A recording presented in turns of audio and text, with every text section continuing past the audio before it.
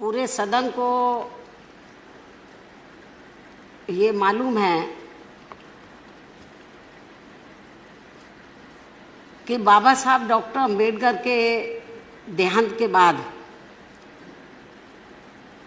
तो मान्यवर कांशीराम जी ने उनकी इस मूवमेंट को आगे बढ़ाया, अपने जीते जी काफ़ी हद तक उसको आगे बढ़ाया। और उन्होंने ये फैसला लिया कि ये जो बाबा साहब डॉक्टर अंबेडकर की मूवमेंट है, इसको यदि हमें आगे बढ़ाना है तो बहुत कुछ त्याग करना पड़ेगा। तो उन्होंने ये फैसला लिया कि मुझे अपने जीते जी अपने रिश्ते नातों को, घर परिवार को दूर रखना है, कोई गृहस्थी नहीं बनानी है। उन्होंने पूरी जिंदगी लगाई। मान्यवर कांशीराम जी ने अपने जीते जी मुझे अपना उत्तराधिकारी घोषित किया। मान्यवर कांशीराम जी के जीवन संघर्ष से प्रेरणा लेकर, बाबा साहब डॉक्टर अंबेडकर के जीवन संघर्ष से प्रेरणा लेकर तो मैंने अपनी पूरी जिंदगी इस देश के दबे कुचले लोगों के लिए समर्पित की है। मैंने ये फैसला लिया कि मुझे ना कोई शादी करनी है, ना कोई परिवार बनाना है। मेरा पूरे देश के अंदर जो दबे कुचले लोग हैं वो मेरा अपना परिवार है। ये मेरा बहुत बड़ा परिवार है और जो मुझे आदर से बहन के नाम से सम्मानित करते हैं और हाउस के अंदर भी मेरा नाम कम लेते हैं, ज़्यादातर बहन जी करके मुझे सम्मानित करते हैं। मैं पूरी जिंदगी दबे कुचले लोगों के लिए लगाई, एक ध्यान होकर मैं लगी रहती हूँ। लेकिन माननीय सभापति जी, मैं बताना चाहती हूँ कि मान्यवर कांशीराम जी ने जब इस मूवमेंट को शुरू किया, पार्टी बनाई थी, तो उन्होंने ये कहा था कि यदि हमें अपने पैरों पर खड़ा होना है तो एक वोट और एक नोट। यदि आप हमारे दबे कुचले लोग अपनी पार्टी को पैसा देंगे वोट के साथ साथ, तो हमें बड़े बड़े पूंजीपतियों के ऊपर निर्भर नहीं रहना पड़ेगा। तो मान्यवर कांशीराम जी के दिशा निर्देश अनुसार पूरे देश के अंदर हमारी पार्टी बड़े बड़े पूंजीपतियों से पैसा नहीं लेती है। जो दबे कुचले लोग हैं उनसे पैसा लेकर इस मूवमेंट को आगे चला रही है और ये मूवमेंट आगे फल फूल रही है। लेकिन जो पूंजीवादी लोग हैं, जो धन्नासेठ लोग हैं, जो पूंजीवादी मानसिकता के लोग हैं, उनको ये सब अच्छा नहीं लग रहा।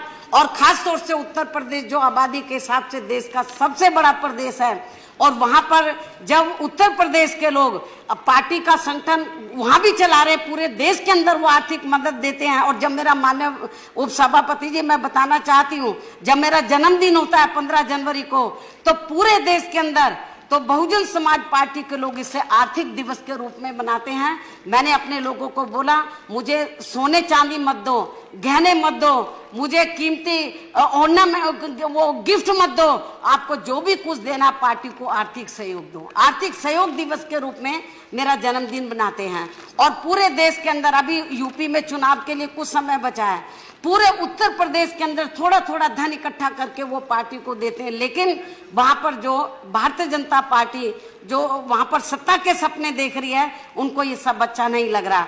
इसलिए आज उनके जो पार्टी के जो उपाध्यक्ष हैं, जिस तरीके का भाषा का, क्योंकि मुझे कोई भी नहीं दिखा रहा था, बहुत अपशब्द भाषा का इस्तेमाल किया, क्योंकि सब मुझे अपनी बहन समझते हैं, तो इसलिए वो बहन के सामने वो लफ्ज नहीं बोलना चाहिए। मैं उनका आदर सम्मान करती हूँ, अपने सभी भाइयों का जो हाउस के अंदर है, मैं उनका कदर करती हूँ। तो मैं समझ गई कि वो ऐसी भाषा का इस्तेमाल किया है जो मेरे संज्ञान में नहीं लाना चाहते। लेकिन माननीय उपसभापति जी, मैं कहना चाहती हूँ कि जो भाषा का मेरे ऊपर जो उन्होंने इस्तेमाल किया मेरे खिलाफ, हालांकि नेता सदन ने व्यक्तिगत तौर पर भी और पार्टी के तौर पर भी उसकी निंदा किया है, मैं उनका इसके लिए आभार प्रकट करती हूँ। सभी दलों के नेता ने, प्रतिपक्ष के नेता ने भी, हमारी बहनों ने भी उसको कंडम, मेरी बात सुन लीजिए, कंडम किया है। मैं उन सब की मैं आभार प्रकट करती हूँ। लेकिन माननीय सभापति जी, मेरा यही कहना है कि एक दलित वर्ग की बेटी, तो जो उत्तर प्रदेश की 4 बार मुख्यमंत्री रही है, मैं अकेले राज्यसभा के अंदर यहाँ पर मैं चुनकर नहीं आई हूँ, मैं यहाँ नॉमिनेट होकर नहीं आई हूँ, मैं कई बार लोकसभा की भी मेंबर रही हूँ, मैं लोकसभा में भी रही हूँ, राज्यसभा में भी मैं कई बार इधर इलेक्ट होकर आई हूँ, 4 बार। मैं उत्तर प्रदेश की मुख्यमंत्री रही हूं और मेरा अब तक का, जब से मैं राजनीति में आई हूं, सभी दलों के लोग इधर बैठे हैं, नेता लोग, कोई भी ये बता दे आज तक मैंने अपने भाषण में, चाहे विपक्ष के लोग बैठे हैं या सत्ता पक्ष के लोग बैठे हैं, किसी भी, चाहे छोटा नेता बड़ा नेता, मैंने किसी को भी अपशब्द नहीं बोला है। विचारों की लड़ाई होती है, मैं विचारधारा को लेकर तो मैं हमेशा तीखा प्रहार करती हूँ, वो करना चाहिए हम वीकर सेक्शन के हित में, लेकिन मैंने किसी के भी ना कैरेक्टर के ऊपर, ना मैंने कोई व्यक्तिगत तौर के ऊपर मैंने कभी किसी के ऊपर हमला नहीं बोला, कभी किसी नेता को मैंने अपशब्द भाषा का इस्तेमाल नहीं किया है। पूरा हाउस इस बात से अवगत है, पूरा देश इस बात से अवगत है। मेरे को बहुत से लोग कहते हैं कि बहन जी आपके बारे में ये भाषा बोली है, आपको भी बोलना चाहिए। मैंने बोला नहीं, ये मेरा कैरेक्टर नहीं है। ये जो लोग इस किस्म की भाषा बोल रहे हैं, तो जिन्होंने, आज मैं आपको बताना चाह रही हूँ माननीय उपसभापति जी, बीजेपी के जिस उपाध्यक्ष ने जिस भाषा का इस्तेमाल किया है, तो उन्होंने मुझे नहीं बोला है, उसने अपनी बहन के बारे में बोला है, अपनी बेटी के बारे में बोला है, उसने मुझे नहीं बोला है, क्योंकि पूरा समाज मुझे अपनी बहन समझता है। और मैं बताना चाह रही हूँ, जिसने भी ये बोला है उसने अपनी बेटी के बारे में बोला है, जो लोग मुझे नहीं बता रहे अपनी बहन के बारे में बोला है।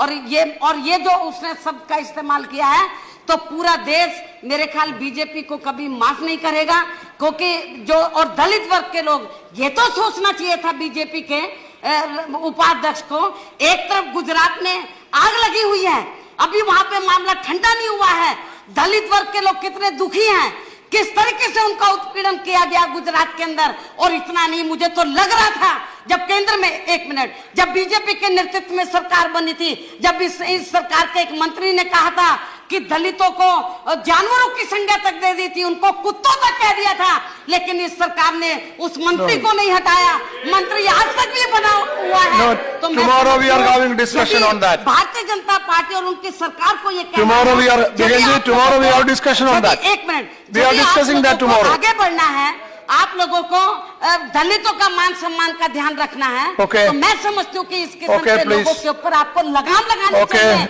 और बीजेपी के उपाध्यक्ष ने जो इस किस्म की भाषा बोली है, उसने मुझे नहीं बोला है, अपनी बेटी को बोला, अपनी माँ को बोला, कुमारी जी, हम सबकी भावनाओं के साथ हैं। प्लीज, कुमारी जी, ठीक है, अभी बैठिए, अभी बैठिए, tomorrow we will discuss. Bharatiya Janata Party tomorrow Dalit issue we are discussing, कि जैसा अभी ठीक है, हाउस के सभी मान्य नेताओं ने ये कहा है कि निंदा प्रस्ताव उसको, मेरे ख्याल उसको एक्सेप्ट करना चाहिए, एवरीबॉडी हैज कंडेम्ड, मेरे ख्याल ये ठीक नहीं है। और आज उन्होंने मुझे बोला है, हमारी और बहन बेटियां हैं उनके बारे में बोलेंगे, दलित का सवाल नहीं है। आज एक दलित के, मैं पार्टी के नेशनल प्रेसिडेंट हूँ, कई बार मैं लोकसभा की सदस्य चुनकर आई हूँ, राज्यसभा की रही हूँ, और मैं 10 सवाल दलित के साथ साथ एक महिला का भी आज मेरे बारे में बोला है। कल को अपर कास्ट की महिलाएं हैं, बैकवर्ड क्लास की महिलाएं हैं, और समाज की माइनॉरिटीज की महिलाएं हैं, उनके बारे में इस किस्म की भाषा का इस्तेमाल करेंगे, क्या ये बर्दाश्त करने लायक है? मैं समझती हूँ केवल खेद प्रकट करने से काम नहीं चलेगा। भारतीय जनता पार्टी को, नेता सदन को ये मेरा कहना है कि आज आपको माननीय प्रधानमंत्री जी के साथ बैठना चाहिए, आपका जो पार्टी का राष्ट्रीय अध्यक्ष है उसके साथ बैठना चाहिए, कुमारी जी, उसको पार्टी से निकालना चाहिए, उसके खिलाफ एक्शन लेना चाहिए, नहीं तो लोग सड़कों पे उतर आएंगे। मैं नहीं कुछ कर सकती। ओके, धन्यवाद। ठीक है। सुप्रीम कोर्ट ने ऐसा तमाचा मारा, शायद आइंदा ऐसी हरकतें वो कभी नहीं करेंगे, ऐसा मैं समझता हूँ। लेकिन फिर भी उनकी ये आदत है